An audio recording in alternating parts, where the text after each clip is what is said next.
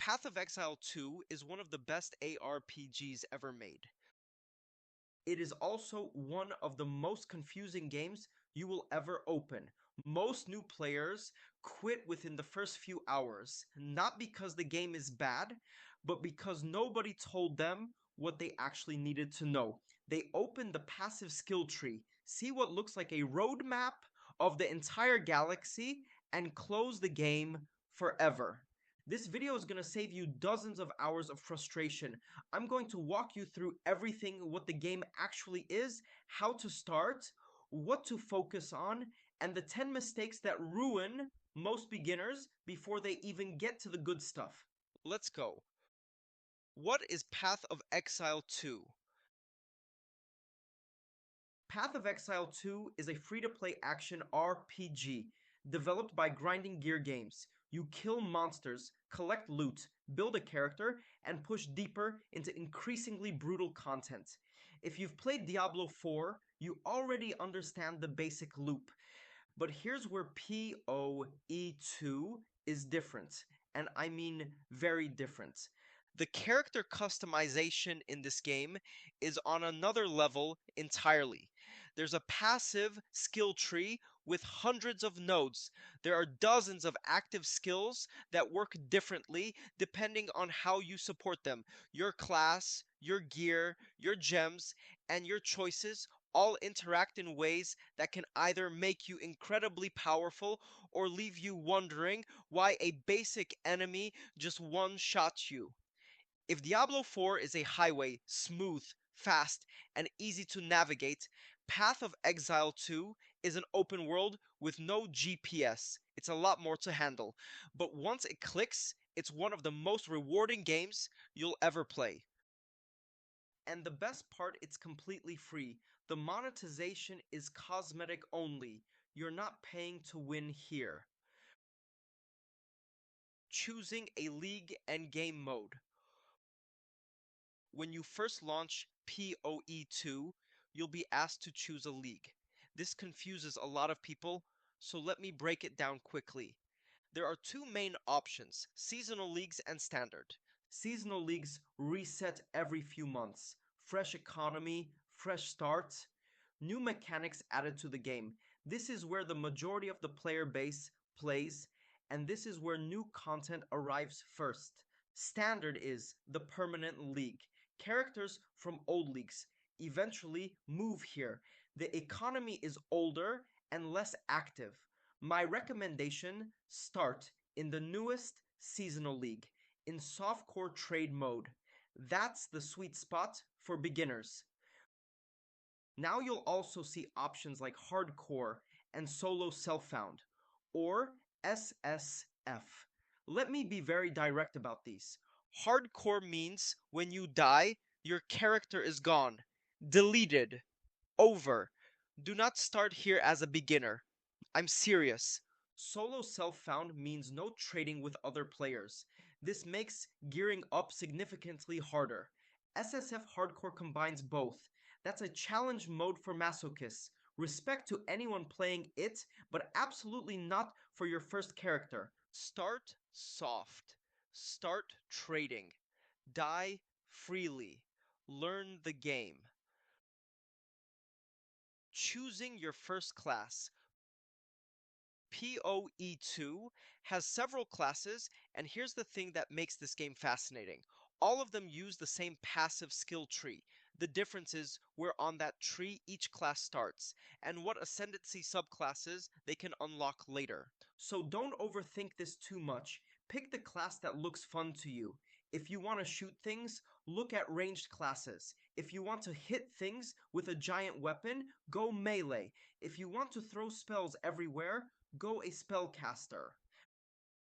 For pure beginner friendliness, classes that have straightforward playstyles and don't require complex mechanical timing are usually the best entry points. Check current tier lists. When you're choosing, the meta does shift between patches and leagues. And remember, you can change direction. Your first character is a learning experience, not a life commitment. Should you follow a build guide? This is one of the most debated topics in the PoE community, so let me give you the honest answer. If you are brand new to this game, follow a build guide. I know, some people say following a guide ruins the discovery experience, and they're not entirely wrong. But here's the reality. PoE2 has so many interconnected systems that a bad build choice early on can leave you stuck at a wall you can't get past with no idea why. A guide gives you a skeleton to build on while you learn how everything works. Once you've finished one league and understand the systems, absolutely experiment on your second character. Go wild. That's where the real creativity starts. But for your first run, a guide is not cheating, it's homework. Skill gems and support gems. Here's one of PoE2's coolest systems and one of its most misunderstood ones. Skill gems are your active abilities: Fireball, Whirlwind, Lightning Arrow. These are skill gems. They define what you actually do in combat. Support gems modify those abilities. You link a support gem to a skill gem, and it changes how that skill behaves.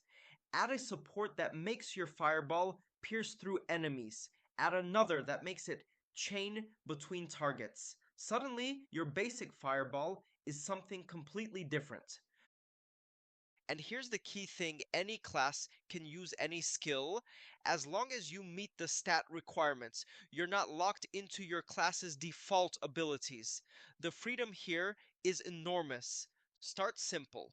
Pick 2 or 3 skills. Learn what they do. Then start experimenting with supports. The passive skill, tree. Okay, the tree. The thing that makes people quit. I need you to take a breath and listen to me. You do not need to understand the whole tree. You never will, not even veteran players, understand every corner of it. That is not the point. The point is this: when you start, focus only on the nodes near your starting position. Grab life, grab damage for your build type, follow your guide's path if you have one. Do not zoom out and try to plan a route to the other side of the map. Most beginners overestimate how much of the tree they need to touch. For your first 20 hours, you're working with maybe 10 to 15% of it. And yes, there is a RASPEC system. You can undo passive choices. You are not permanently stuck. One system at a time. The tree is not your enemy. It just needs to be introduced slowly. Understanding gear. Gear. In PoE, 2 works differently from most ARPGs, so pay attention here. Items come in 4 rarities: normal, magic, rare, and unique. You probably know this setup from Diablo. But PoE2 adds layers on top. Every item has a base type, and the base type matters. A higher tier base means better implicit modifiers, which are the stats baked into the item before any random rolls. Then on top of that, magic and rare items have explicit modifiers, the random stats that can make a piece of gear incredible or useless. Here's the biggest beginner mistake in this category: judging gear by color alone. A yellow rare item is not automatically better than a blue magic item. Read the modifiers. A magic item with exactly the resistances you need can outperform a rare with useless stats. Learn to read tooltips. That habit will serve you better than any other tip in this video. Gold and currency. Currency in PoE2 is not just money, it's crafting material. And this trips up a lot of new players. Gold is your basic vendor currency. Use it freely. Exalted orbs add a new random modifier to a rare item. These feel exciting to use early on. Do not use them randomly, save them. Chaos orbs re-roll all the modifiers on a rare item. Useful for crafting, but again, don't waste them on bad base items early on. Divine orbs re-roll the numerical values of existing modifiers. These are among the most valuable items in the game. Do not spend them without knowing exactly what you're doing. The general rule for beginners: hoard your valuable currency. Use it when you understand what you're buying with it. Veteran players have cried over wasted divines. Don't be that player. Defenses are more important than damage. This is the section that will save your character's life. Literally. The number one mistake new players make in PoE2 is ignoring defenses and stacking damage. You build your character to hit hard, push into tougher content, and then a single enemy ability deletes you in one hit. Sound familiar? Here's what you need to understand. Life is your health pool. Keep it high. Mana fuels your skills. Spirit enables persistent buffs and minions. Armor reduces physical damage. Evasion gives you a chance to dodge hits entirely. Energy Shield is a second health bar that regenerates. Resistances: Fire, Cold, Lightning, Chaos cap at 75% and reduce elemental damage taken. Resistances especially will save you. As you progress through the acts, enemy damage goes up fast. If your resistances are low, you will die constantly and not understand why. Cap your resistances first, then worry about damage. Always. Trading and guilds. Trading is completely optional in PoE2, but it can completely transform your progression speed. The player-driven economy means that the item you need probably exists in someone else's stash right now. You can search for it, send them a message, meet in their hideout, and buy it for currency. It sounds complicated the first time. After that, it takes about 60 seconds. Joining a guild also helps, especially early on. Experienced players share knowledge, lend currency, and can point you toward builds that work for your goals.